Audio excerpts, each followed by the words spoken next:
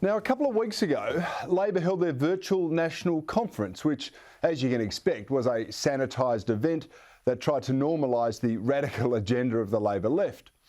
And they pretty much got away with it, with most of the biggest pushback being to recognise Palestine as a legitimate state. Now, we know that it's not, but fact doesn't matter to the policy extremists within Labor. That's what they got onto their national platform. However, one of the most radical additions to Labor's national platform has mostly gone unremarked. Say for a column in the Herald Sun, scant mention has been made of Labor's adoption of a, and I quote, global republic. This is the brainchild of lawyer Daniel White, who works for a Labor backbencher, and is also the founder of Republic Earth. You ever heard of it? Nor had I. But he's published a book about his plans for one world government, which he calls the Republic Earth organisation. Republic Earth is, and I quote, an imagined community. Within the imagined community called Republic Earth, there are 7.2 billion people, between 6,000 and 7,000 languages, and 370 million indigenous people living in 90 countries around the world. He continues, Republic Earth primarily aims to build a global online democracy using the technology of the digital revolution. As soon, everyone on Earth will be connected if they wish to be. Republic Earth appreciates that in coming years, people will increasingly reach and relate to people far beyond our own borders and language groups, sharing ideas, doing business, and building genuine relationships. Now, I don't know if it's dawned on you, but there was another notable political figure who once pushed the world government line. His name was Bob Brown. So I'll begin it this way.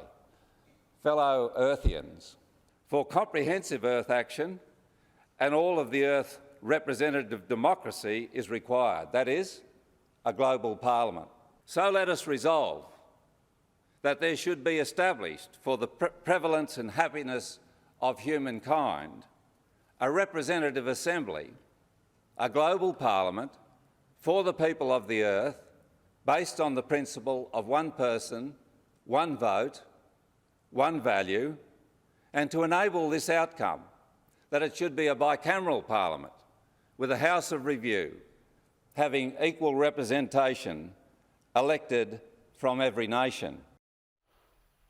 Well, fellow Earthians, now it seems that Labor are on the one world government bandwagon. That was previously only where the fringe dwellers in the Greens resided. But there is a difference, you see. Unlike Brown's Luddite vision of the world working without electricity, Labor's new platform for global governance envisions the smartphone will actually liberate us all. I'd put it to you that it currently enslaves most of us, but it will liberate us with a global version of Labor's NBN, obviously, connecting us together.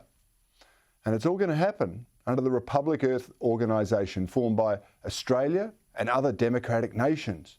And the first step towards which is hosting a summit of democratic nations. This is what Labor has signed up to. Now, if you think this sounds like a global version of the 2020 summit hosted by Kevin Rudd, well, you're not alone. Do you remember the breathless anticipation from the media and the elites who were deemed qualified to attend, and the outcomes that were going to be generated by the hive mind in action? Well, I spared you the pain because I trawled through 405 pages of the 2020 Summit final report, and it suggests the collective vision of the elites was as captured then by identity politics as it is now. Take, for example, this box-ticking gem. By 2020, Australia should be a republic with a female Prime Minister of non-Anglo extraction, a bridge between East Asia and the declining West, and a country trusted and accepted as part of Asia. There should be seamless interaction between Australia and the Asian region, its culture and languages.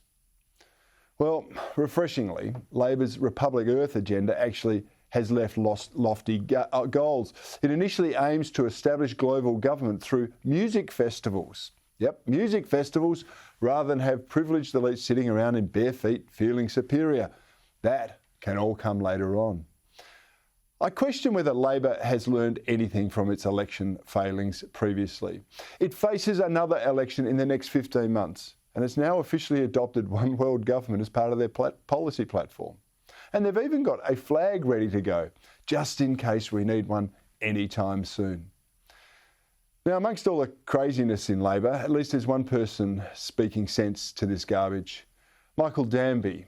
Even though he was gagged from speaking at the National Conference, he's quoted as saying, "These crank policies do not appear to be reflecting the priorities of Australians."